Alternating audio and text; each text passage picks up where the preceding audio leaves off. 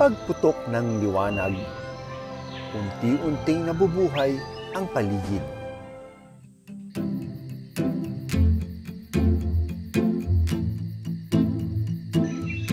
Mula sa mga sanga,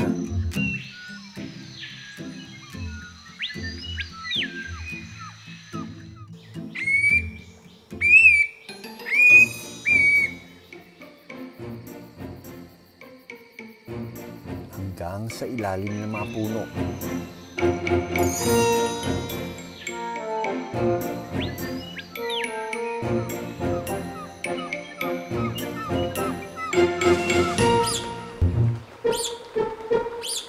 Tahimik pero makulay ang kanilang mundo.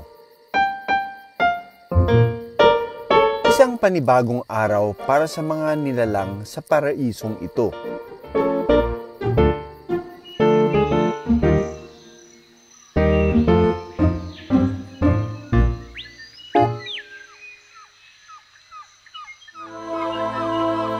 Espesyal umano ang lugar na ito sa Puerto Princesa sa Palawan dahil ang mailap na hayop nasa Palawan lang makikita.